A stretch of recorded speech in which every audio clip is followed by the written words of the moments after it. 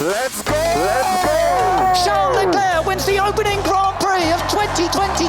He wins in Bahrain, and it's a 1-2 for Ferrari for the first time since Singapore 2019.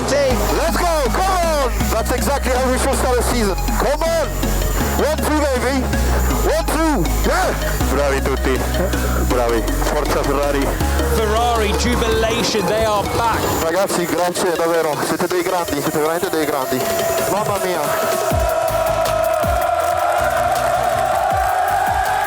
Well, TC and I are swallowed up in a sea of red because we've managed to wriggle our way into the Ferrari hospitality where it's an absolute buzz.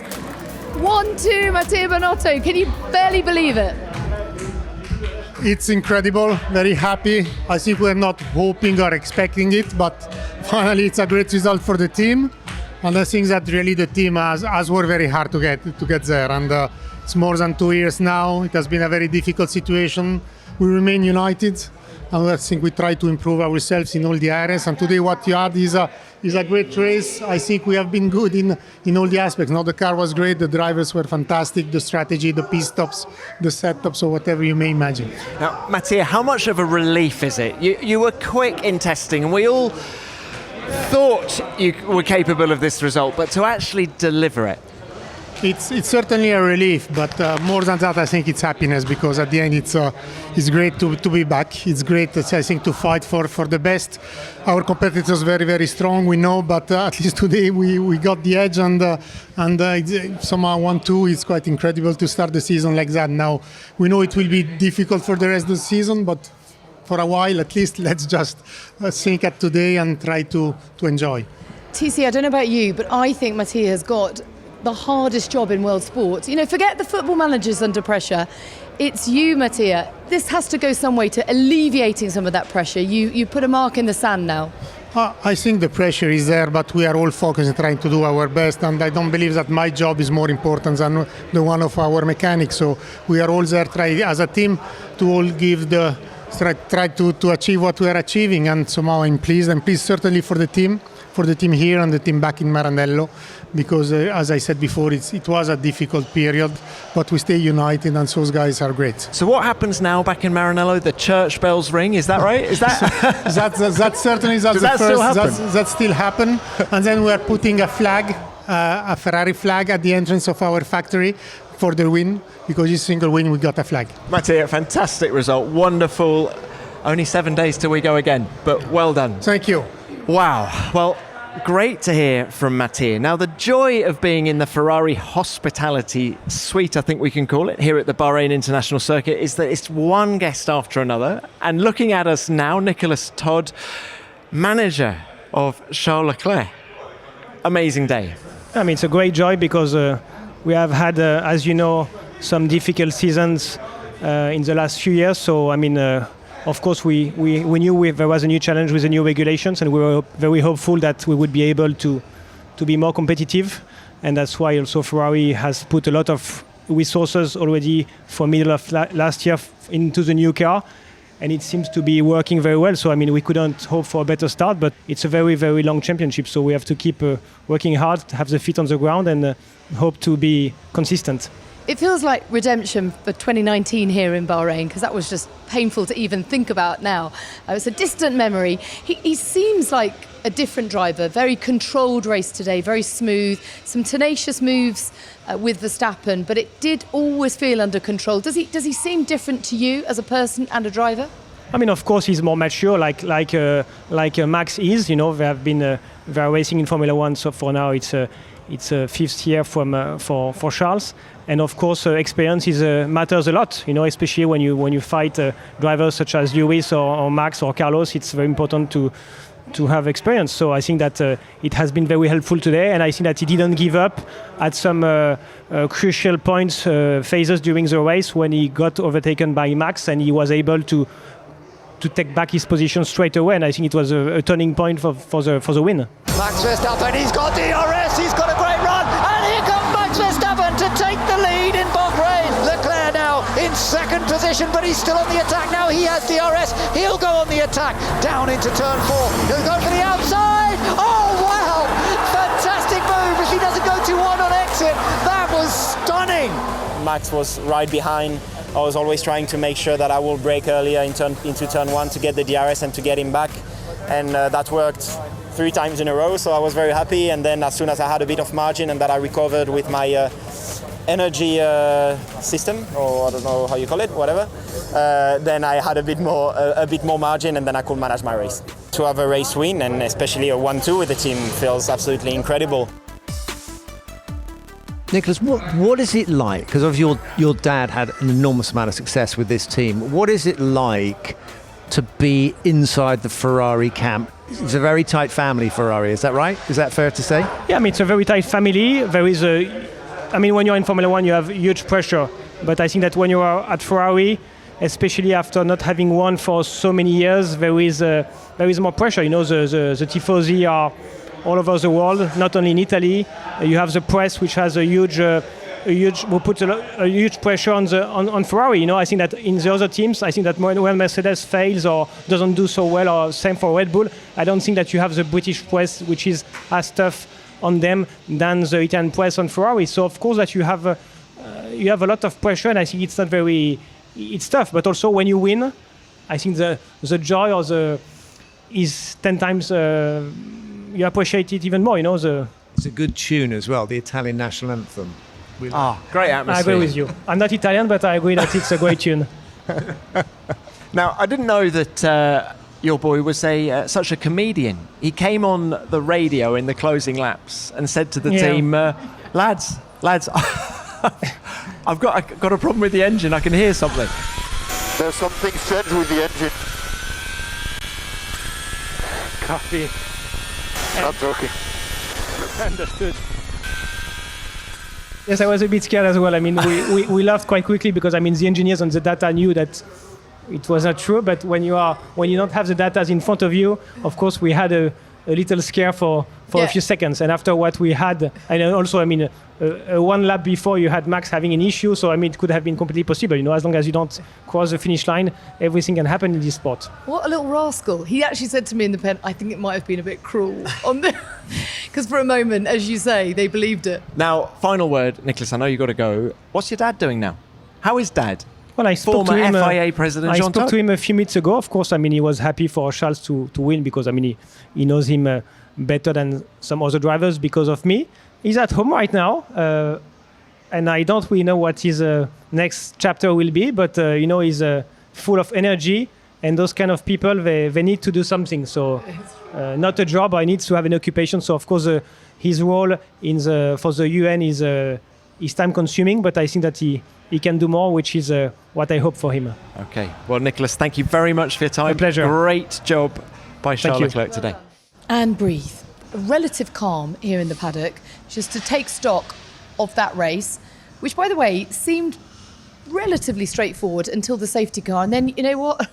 We got a sudden burst of excitement all over again, didn't we? Well, we had a pit, a rather clever little pit by Max, didn't we, at the very end there, at 10 laps ago, and everyone was thinking, oh my God, can he do something here? And it put the panic in the ranks a little bit. But Ferrari were very cool and stayed out, and I think it was probably the right thing to do. They brought Carlos in, and then they had the safety car, so everyone came in for tyres. But yeah, even so, the tension was still strong. Of course, sadly, we will never find out what could have happened because Max's problems. I almost got here. Let me know if you need to box Max. No, just tell me what's wrong. I'll try to handle it. Oh, it's not going well for Max at the moment. We can see the issue, Max. It's not battery related. What do you want me to do? There's not a lot we can do. He's in trouble. Oh, and he's slowing right down, and he's lost even third and fourth. Hamilton goes past. Russell goes past. It looks like Max Verstappen is going to retire from the first Grand Prix of 2022, the reigning world champion. What a horrible start to the season for him. Try to make it into the pit lane, please, Max. What happened at the end is, of course, very frustrating, but also before that, quite a few issues where, first of all, the balance was off. I didn't have the same feeling as on Friday in the long run, so that was a bit disappointing. But then, nevertheless, I mean, second with the issues with the balance would have been a good result. But then suddenly my steering, I don't know what happened to that. It was just completely locked, and the faster I was going, I could barely steer. So it was not easy in the restart to defend from Carlos. But then, I was still in second with that big issue. So you think, okay, with all these things I've had, second would be a good result. And then suddenly, I had to retire. Everything just switched off. And it looked like a kind of a fuel pump or issue. There was no fuel coming to the engine. Of course, these things you don't want to happen. And very painful for the team as well that both cars retire. But we need to look into everything. At the end, what is the biggest problem is that we score 0 points with a competitive car. And of course, on the days where you have tiny issues or you're not entirely happy with the balance, you have to consolidate and score points.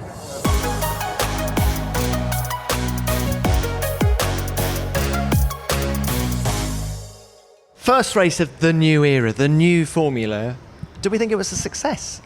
I would say yes. Those 3 laps, we had 6 overtakes. Oh, we're going to have to take another break. This is a lovely problem to have because we've got Carlos Sr. with us now. Carlos Sainz Snr. Very warm welcome to the F1 Nation podcast. Ferrari 1-2, Carlos Jr. second. Sum it up for us. How are you feeling? Well, I'm feeling obviously happy. I think it's good to start for the Ferrari team. Good to start for Carlos. Even I think I have not been talking to him, but I think he must be happy. Well, I tell you what's fairly ominous for the opposition is the fact that he doesn't yet feel comfortable in this car. So if he goes P2 in these conditions, what happens when he can drive with ease, these are, of course, new cars. Everybody's trying to find their way, the way to understand the new tires, the new car. I think he's in that process. Sometimes it comes quicker. Sometimes from one weekend to the next, you just switch. I haven't talked to him, but I'm sure he will become more and more confident after each race. Carlos, he's just said to the media that this was his hardest weekend at Ferrari. I didn't have the pace, and neither in the race or in Friday practice. For some reason that I need to understand, in quali I was suddenly thereabouts fighting for pole position, but in the race it exposed my weaknesses with this car, and it shows that I'm still not quite there, which is something last year never happened. So some work to do for me. Today I will celebrate with the whole team, but from tomorrow I will be looking into data and into what I can do better to drive this car and be fighting for the win next time. How do you feel he's dealt with it out of the car? Has he needed a little bit of a pep talk from Dad? No, if he has said that, then he must be true. So I think he was struggling a little bit Friday, that I know. I think Saturday morning he was trying to catch up, and quali was good, but I think he said what I hear. He wasn't 100% confident, but it's normal. It's the first race, and I'm not so worried. I know he will get it. Being in a competitive team, and obviously everyone's delighted Ferrari won too, but Carlos will not want to have been the number 2. He would have wanted to be the number 1. That's really what he's saying. Is that a fair point? I mean, you're both massively competitive, and he wants to do brilliantly. He's very happy with his second place. I am sure he will aim to win his first race. He's following his first win. I think it's normal that he has been in Formula 1 now. He's in Ferrari. The car is competitive. I think it's normally the ambition to try to win is loyal to him, and I think it's the correct attitude. I think in the same way he was very happy for the whole team. I think he joined the team last year. He has been growing together with the team. I think he has been working very, very hard at home, and I think Charles and him, they are pushing each other a lot in a good way, and this is very good for the team. There's no doubt that win is with almost in touching distance for him, I'm sure. Mattia Binotto just gave Carlos Sainz Snr a pat on the head as he went past, but I think that was sort of congratulations as well as good luck next time as well. Mattia he was brave to take the decision also last year to get the confidence in Carlos. I think Carlos paid back that confidence, but the whole team is working hard. Ferrari has been really for 2-3 years in a difficult situation, and I'm sure it's a good boost for the whole team. And what kind of insight has he given you as just how competitive this car is? Because we're talking a lot about it being track specific, but does he feel that this is the car that can take on any circuit? Too early. Too early to tell. No, also, I'm not so much expert. I have a good feeling. I think when you look at the other Ferrari teams, it seems that the engine, they make really a good step, and that is really good for Ferrari and for all the teams that has the Ferrari engine. But apart from that, it's not only the engine. I think the chassis, they have made a really good job. It was really a lot of talking about the difference between the cars, the side pods, one team going one direction, the other team going the other direction. You can see like even very different cars can do similar lap time. This is incredible. This is, I think, at the end of the day, when we are going probably to more different circuits, more different tracks, more different asphalt, we will see what is the best combination. Carlos, it's a tantalising prospect. We're joined now by Marc Gené, Ferrari test driver. Marc, can you He can tell you much more things and will tell you much more things than myself. If we are talking about rally, I can tell you more things, but about Formula One... or squash. Or squash, but he can tell you more things than me. Carlos Sr., Spanish squash champion in 80 or 79 or something. Can you beat him at squash? No. I play squash, but no, definitely not. I don't think I can beat him in anything, to be honest. Carlos, well done. Fantastic. Thank you for joining us on the show. Now, look, Marc, you have been at Ferrari since 2004. So you were there when this team was riding that crest of a wave in the Schumacher era. Are you sensing that wave is starting to get to that same sort of height now? Does this remind you of that period? I don't know. I mean, because the team really hasn't changed the last 3 years. The human being, of course, we keep people go in and out, but there's not been any big signing like you have seen this season in some of the teams. There were big names coming in and out, and that's why I give a lot of credit to Mattia Binotto, because he kept the same group of people, and he had trust in the same group of people. But I think when you go through difficult years like we have been going the last few years, you tend to optimize the resources. And I always say you learn more from the bad years than from the good years. And now that we have a good car, we are ready for a new era, I think, because it's the same people that suffer so much. And today in the briefing before the race, the way they prepared the briefing, I was listening and I thought they are very good, because again, I think cycles cannot be beyond the one that Mercedes has had any longer. That's the longest probably we've seen maybe in Formula One history. But definitely this group of people is ready to open a new era. I don't know if it's going to be a new era or not. For sure we have a good car, but believe me, they are ready in all. Even today with the pit stops, we got them right. We were probably the best teams, looks like, from the top teams. We were reliable, and we took risk with the design of the car. The strategy, I think, was very good today. So we've improved in many, many areas, and to be champion, you have to be good in all the areas. When the car was launched and then we saw all the other cars, you'd have to say the Ferrari looked a bit different. Were they worried at Ferrari that their car looked so different to everyone else's? I was worried. But then when I saw such different designs, I was have been more worried if we were the only one. Although, you have to think that Italians, they tend to be more creative, and there's one thing that Enzo Ferrari used to say, and is that the beautiful cars tend to be fast as well. And I think Ferrari was voted the nicest car in Formula One, and I think it's the nicest car, not only because of the color, but I think even on the design, So I'm so happy to see that the car is not only beautiful, but it's also very fast. But when I saw those side pods, I was like, wow, what is that? But yeah, so I was a little bit concerned initially, but the engineers were telling me it's good, in the wind tunnel it's good, the numbers are good, but until you put then the car on the track. For me, the very important part is the first comments of the drivers. In the filming day, both Charles and Carlos said the car is very well balanced, and that is so important. The first laps are very important, and there I could see at least they were saying the car feels good. Then there was this purposing that everybody had. So the first signs of the first laps of the car, you could tell the car was born very well, and that is very important. In this era that there's almost no testing, that's very important. Is there any danger of heaping too much pressure on the team at this early stage of the season? Obviously, one swallow doesn't make a summer. And we know, we're always told at least, that the Italian mindset is very emotional. And, we hear all the time about the pressure that the press put on you all. How do you kind of cultivate that winning habit within the team and keeping quite a clinical mentality and approach to each race? I think for that, first Mattia today when I saw his interviews after the race, he kept quite calm, you know. And then the drivers. Charles didn't...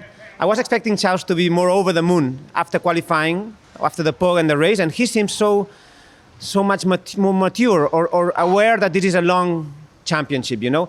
And Sainz is always very calm, like his father we just had now. So I think Mattia, Charles, and Carlos are going to be very important in keeping these emotions that very Italian we tend to have, you know. The Tifosi will be over the moon. Today I saw videos of on the streets, people horning and with flags in Maranello, you know. So I'll leave that to the Tifosi, but the three main characters of this team, which are the two drivers and the team principal, they are not emotional. Mattia is half Swiss. As I say, Carlos is, you can see it comes from his father. And Charles, he used to be very emotional, and this year he's changed a lot. Charles is like a 2.0 version of himself. I totally agree. He seems different. Even the work, when I went to Barcelona in the private testing, we spent a lot of time together, and he was completely changed in his mindset and his mentality. And you can see it today. Yes, he has won, but it doesn't seem that much. Feels like a championship campaign to me. Marc, thank you very much. Great to have you on the show. Thanks for your thoughts. Now, here's a big Formula One question for you. What's the best bit of facial hair in Formula One history? Whose tash was better, Nigel Mansell's or Sebastian Vettel's? Or what about the magnificent handlebar moustache that Daniel Ricciardo grows when we race in Texas? Of course, there are other candidates, Fernando Alonso's luscious beard or Lewis Hamilton's neatly trimmed stubble. Come on, send in your suggestions, they're very welcome. But of course, some drivers like to keep it clean and classic, and I do too. Because a nice clean shave can make you feel great. Personally, I'm a huge fan of Harry's. I get the cleanest, smoothest shave with their razors and shaving foam. If you haven't tried them out yet, I recommend getting hold of one of their trial sets. As a special treat, if you go to harrys.com/F1Nation, you'll get a free shower gel thrown in too. They've got a few different scents available if you look online, like fig, which is fruity and spicy, but I like their stone fragrance, which is just as cool and fresh as you'd imagine. It's like having a spa in your very own shower. In the trial set, you'll get a 5-blade cartridge, complete with precision trimmer, an expertly engineered weighted handle, a travel blade cover, and a lovely foaming shave gel. The handle feels great. It has a really nice grip, and it's just heavy enough that you don't need to apply pressure while shaving, which makes a big difference. And when used with the foaming gel, it just glides across my skin, leaving it silky smooth in the process. And all Harry's products, like their shower gels and face washes, are formulated with 0% sulfates, parabens or dyes, and they're alcohol-free, so it's even kinder on your skin. But look, don't just take my word for it. Support our podcast and get your hands on a free Harry's trial set. All you cover is £3.95 for delivery. Go to harrys.com/F1Nation to have your set delivered and start a shave plan. Your freebie will be added at checkout. That's harrys.com/F1Nation. We're sitting here outside in between the two hospitality units of Ferrari. I can see the press office. Look at those press officers there, still typing away furiously. And we're watching the car. I'm watching a rerun of the race as Marc was talking. And I'm looking at that Ferrari, and it looks absolutely gorgeous. It looks so steady on the track, doesn't it? And we're looking at the last few laps where Max was closing in on the Ferrari. And I was going to ask him before he went, who's your favourite driver? But you can't do that. But he's Spanish, isn't he? He's Espanol. See, so, you know, this is where it gets interesting in these small environments, is that there's that intra-team competition, you know, and Carlos Sainz Snr so desperately wants his son to do well, but he can't get involved, and all these dynamics that you have inside a team, and it gets more heated as things like a world championship unfold. Absolutely. Now listen, I've got to run and catch a flight, but before I go, can I just have a moment, a KMag appreciation moment? Magnussen, a brilliant fifth on his return with the Haas team. First points for the Haas team since the German Grand Prix of 2020. Slow. So still caution, turn 1, double yellow. Awesome job, mate. Same, man, same. That was perfect. Oh man, thank you. Kevin, that was some Viking comeback. Great. I cannot believe it. Thanks. Thank you. This craziness just continues. I don't know, man. Obviously a bit of luck with the 2 Red Bulls, but we'll take that. I don't think we could have scored for any more points. We maximized the points we could have got, and even a little more with the luck we had with the Red Bulls. Qualifying could have been better, but I mean, we made it to the end of the race. We got P5. Can't even believe it.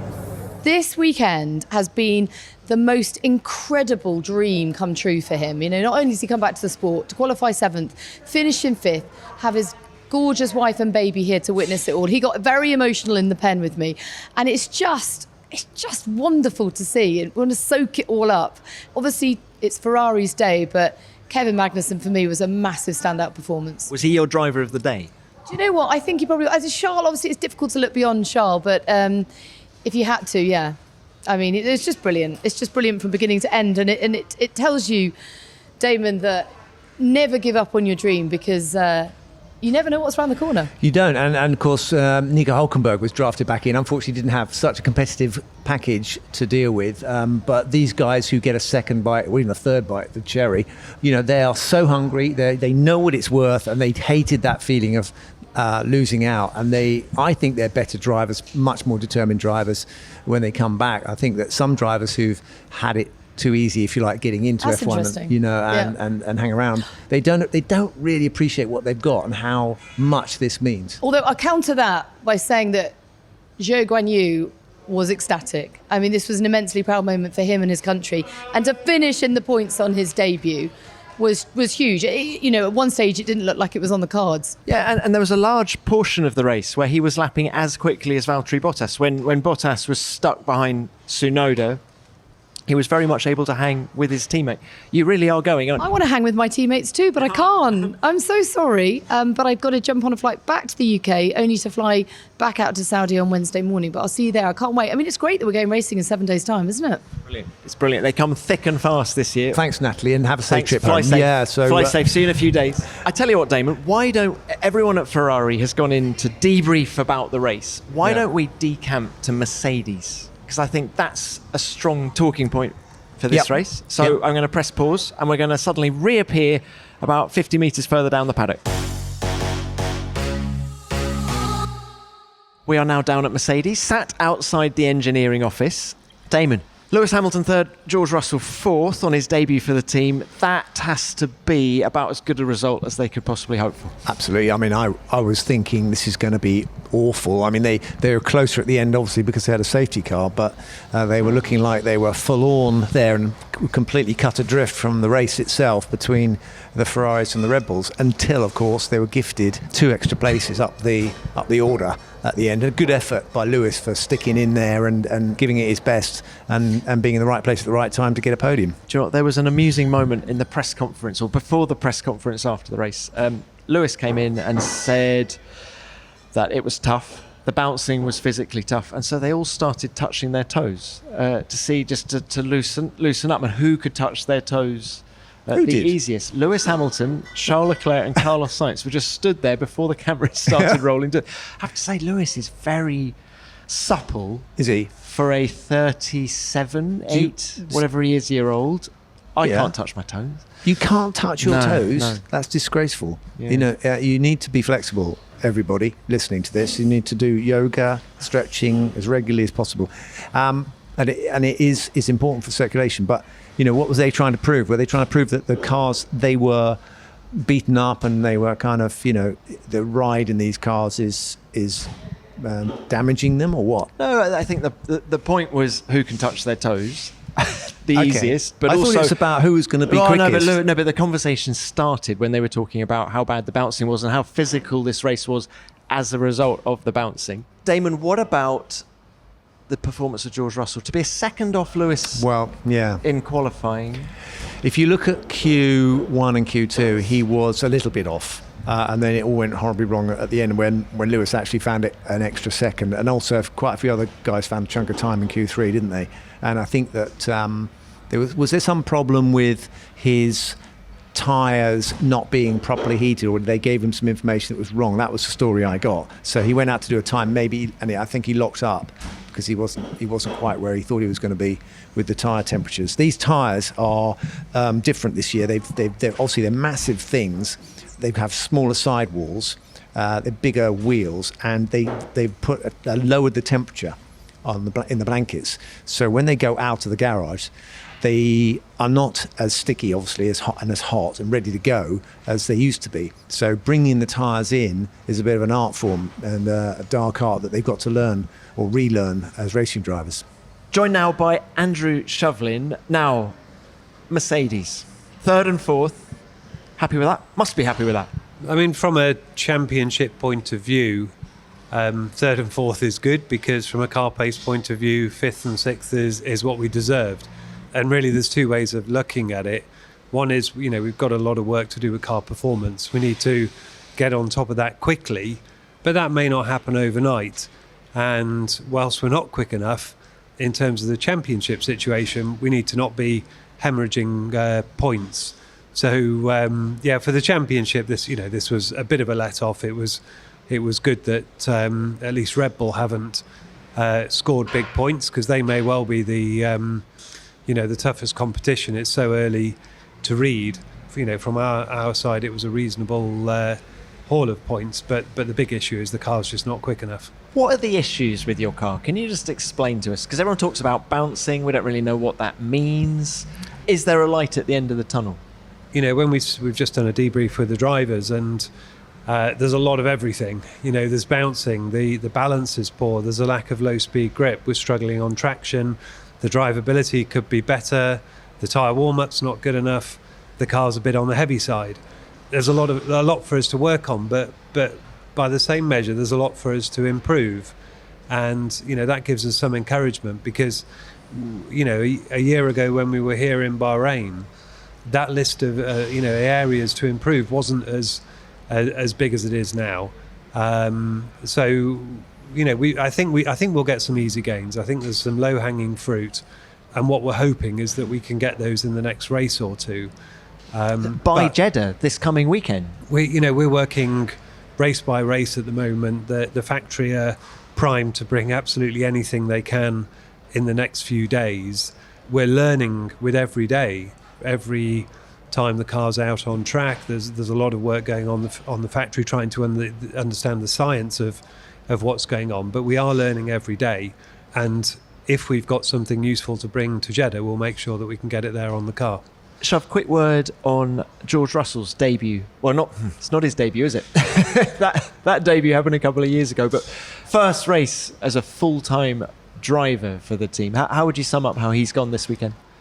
George has done a really good job, and I think maybe in his dreams he'd hoped that he'd walk in here and be fighting for pole position and race wins and battling it out with Lewis.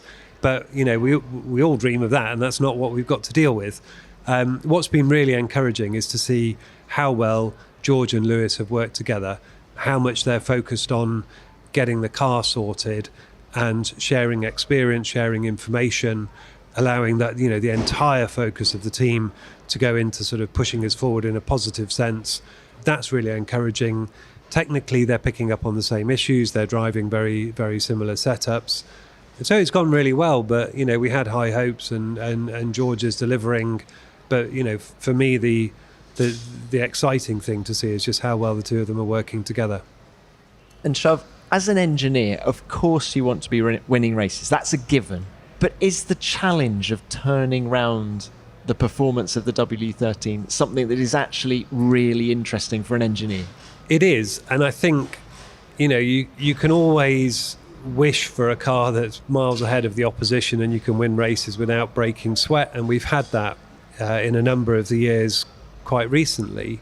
But if you just reflect on last year, we realised we were pitched into a really, really tight battle for the championship. Ultimately, it didn't go the way that we wanted at the end, but it was a lot more fun having really close racing and having to really earn every race win along the way. That was enormously enjoyable. The other thing that as you're alluding to, is that the engineering challenge of solving the performance problems with these cars is quite fascinating. It's involving all sorts of areas at the factory. In a normal year, a lot of people's role at the factory is quite a mid to long term delivery. If you're working in the wind tunnel, it can be well over a month, even 2 months before a development actually ends up arriving on the car in a complete package. And that time frame for us now is shrinking down to a matter of days and a week or so. Everyone is working hard to try and bring solutions as soon as we possibly can, and that's exciting for the whole factory, not just those at the track. It's those lead times shrink right down. We know that getting the car quick, if we can do that in the next few races, the championship is still on for us, and that's what we're all pushing to achieve. I know you've got a scoot, but just quickly, do you think you're going to be more competitive in Jeddah than you were here? Who knows? I think. Will the track characteristics sort of help you? It's difficult to say, because on a faster track there aren't the low speed corners, and to be honest, we haven't done well in the low speed corners here. Maybe it'll work in our favour, but we're still struggling with the bouncing, and if we're bouncing in the fast corners, that's going to be really difficult for the drivers. So understanding how the problems shift is going to be the key. But as I say, it's early to say, but we don't want to rely on favourable track characteristics. We want to make the car better and be able to compete on equal terms. Best of luck with that, Shov. Thank you very much. Cheers. The F1 grid isn't the only place we've seen some big changes happen lately. Just like Valtteri Bottas, George Russell and Zhou Guanyu, there are a record number of people in the world looking to take on a new challenge, be part of a new team. And if you're a small business owner looking to expand and take on your next teammate, now is the time to get your business on their radar. If I know one thing about running a business, it's that time is money. That's such a Formula One thing to say, I know, but it's true. And LinkedIn Jobs can help connect you with the people you want to interview faster and for free. All you need to do is create your free online post using their simple online tools like screening questions, which make it easy to focus on candidates with just the right skills and experience so you can quickly prioritize who you'd like to interview and hire. Within a matter of minutes, you'll be tapping into the world's largest professional network with more than 30 million people in the UK. And make sure you don't forget to add the purple hashtag hiring frame to your LinkedIn profile so your network can help you spread the word and find your new team member. LinkedIn Jobs helps you find the candidates you want to talk to faster, and you can post a job for free. Just visit linkedin.com/F1Nation. Again, that's linkedin.com/F1Nation to post a job for free. Terms and conditions apply. Simon Lazenby, or do we call you the anchor from Sky? Something like that. Hey, but Simon, how was it? What did you make of race one of the new era? I loved it. Look, it's just a continuation of the upward trend of this sport, I think. I mean, we're all so looking forward to seeing the new rules and regulations, see whether they're going to be able to race each other. The early evidence thinks that it was. We had Ross Brawn sort of swing by and say, look, they're satisfied. I think there was a few nervous people in there from Formula One. Pat Simmons we saw, and they put a lot of blood, sweat and tears into this. And if we're going to get close wheel-to-wheel racing all year, it's just going to be magnificent, isn't it? Because there's never been more interest in the sport. So you're becoming a bit of a fan of Formula One, Simon, after all these years? Honestly. I've spent all day with him. Welcome to my show, by the way. I am now in control. I have 11 years I've been waiting to get the upper hand here. The shoe is on the other foot. But Simon, Tom, I'm going to blurb a little bit of smoke. I mean, Simon's amazing what they do to try and keep on top of everything, all the information. You know what it's like. The information's flying around all over the place. And that beeping is a cargo forklift truck. They're unloading everything and sending it off to Saudi just across the desert. But we are here to the bitter end. I mean, we're standing around with forklift trucks going, about to drop things on us right at the very end of races. You're good at this podcast, sort of radio malarkey, describing what you can't see. This is what we have to do when you haven't got a camera, and also you don't have to do your hair as well. Well, it's been a blustery old weekend. No, thanks for having us on. It's great, isn't it? I mean, I don't know how you feel about it, but from our viewing figures, we know that the rising tide kind of floats all boats, doesn't it? And right now, do you think Ferrari helps as well? I think it's going to help. I mean, just look at our Sky Italia colleagues. There was so much pressure. Imagine being Mattia Binotto. Imagine that, the pressure of a nation, and he deals with it so well. And I think it's because he's a dyed-in-the-wool Ferrari man with 27 years of experience there, and it's just it's great for the sport to have Ferrari right back at the top. Do you have favourites other than Damon? But do you have favourites out there on the grid? Who do I like? Yeah, I mean, the problem is you know if you nail your colours to any mast, that can be quite polarising. Social media loves that, doesn't it? But I've always liked Checo Perez because I just like his attitude to life. He's a pretty laid-back character, and I think to be as laid-back as he is in the car next to Max Verstappen, I've got a lot of time for Checo. No, look, we're going to go down the... No, you're not. Don't run away. Oh, really? Can we keep you? Because sure. You two are travelling together now, aren't you? So for as long as I'm got staying Damon, out. No, I've got to stay out. My son's got COVID, unfortunately, so I can't go back and risk it. So I'm staying out now. So it's a late flight change for me, which enables me to have it's my birthday tomorrow. So I can have it out here playing golf with Damon and take him to the cleaners. Okay, Valtteri, that's the checkered flag. P6, that's position 6. Well done. Thanks, guys. Good job. Yeah, bit of a disaster the first lap. Thank you. That's the first one. More to come. Damon, I'm just going down the order now. So we've done 2 Ferraris, 2 Mercedes. Natalie's given us a bit of Kevin Magnussen appreciation. I'm going to give you a bit of Valtteri Bottas appreciation. I was completely delighted by everything Valtteri did this weekend. P6 on the grid, then P6 in the race. Out-qualifying George Russell. He did phone Toto Wolff, didn't he? Or sent him a text or something after qualifying. Did he? What did it say? Yeah, he's like, probably just an emoji. Just a little cheeky little one.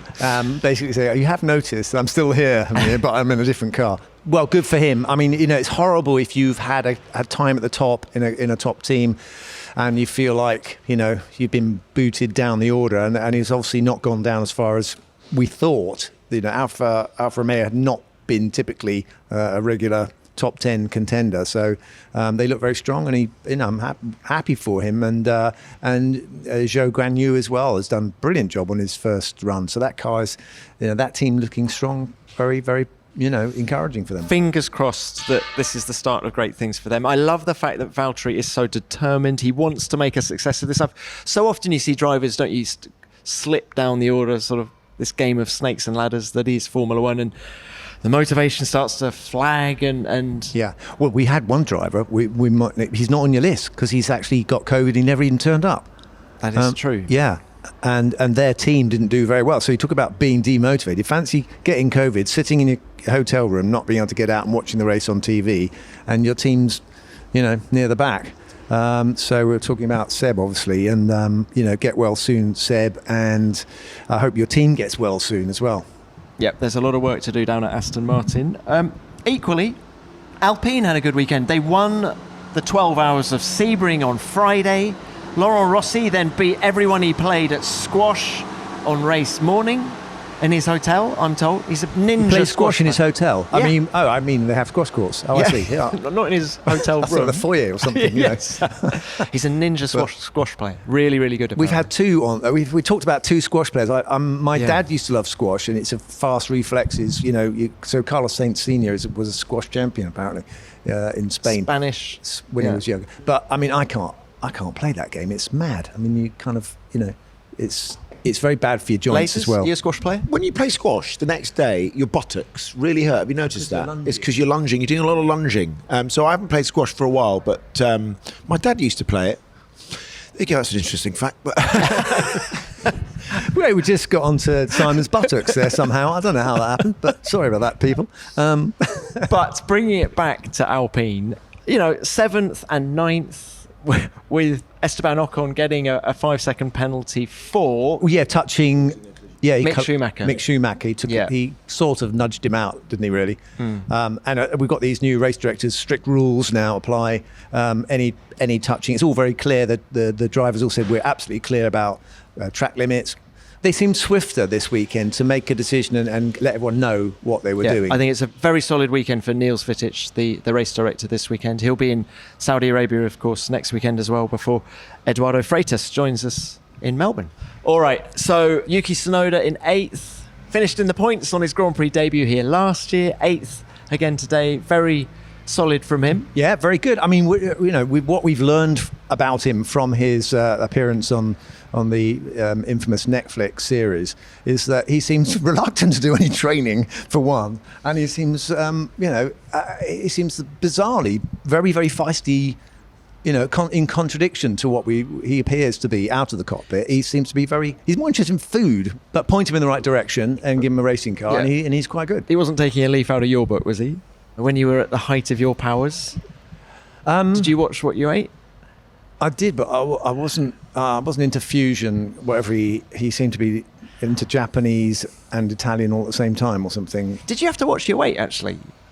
No, I had to. I should have put more weight on. Actual fact, I should have eaten more fatty things. I sort of ate too much carbohydrate, and I was losing weight during the season. And I started off my championship year. I was about 76 kilos, and I ended up about 68 at the end of the season. But that's all nervous energy as well. That's a massive change. Yeah. How did that affect performance? Probably, but I was probably overtraining, and I wasn't eating the right stuff because the science has improved now, so people know what to give it. I should have been eating more fat-rich foods because that gives you protein and energy as well. Otherwise, your body starts eating your own fat reserves. Can we just sum up this opening weekend of the new era of Formula One? First of all, the cars. Were you impressed? First time you've seen them in the flesh? I like the look of them. All the things that they said they hoped it would do, it said on the tin, I thought was there on the track when we saw the races. Are you referring to those 3 laps when we saw Charles Leclerc and Max Verstappen? It just looked to me like, when I look at it, I just thought, well, that's funny. They're able to get close to each other in a corner. And also they were overtaking. They seemed to be able to take a dive and then fumble through the corner and actually race each other. They seemed to have the confidence to go for gaps. And yeah, I liked what I saw. Simon Lazenby. I think we're in for another good season. I think that... Did you like the cars? Do I like the cars? I do. I like the look of them. I was just talking to Mark Webber a little bit earlier, and he said he doesn't think the toe's very powerful on it. I wonder, they're heavy, they're big, they're heavy, but I think they look decent. Now, I didn't like all the accoutrements on the front wings. It was just getting a bit too bits of wing and louvres everywhere, wasn't it? And I think it's so much simpler. And if it gives us the racing that we need, then that's a great thing. And I think potentially we've got that. But we'll find out, won't we, in the next 2 or 3 races. Yep, I agree. I think the cars look great. I think they look fast in the flesh. Yeah. The TV always lies a little bit about the speed, doesn't it? But they look fast in the flesh. They're challenging to drive. I take you back to the touching your toes in the press conference room. The drivers... Physical, you mean? They're literally, they're having to work a bit, and I think it's more mental work really than physical. I think it's if they are more difficult to drive in the slower corners, so there's a lot of time in slow corners and trying to put the power down. It looked to me like they were having to work a bit harder in those big braking zones and where you have to accelerate. The faster corners, they seem stable, and you could get cars alongside each other, which is another great thing.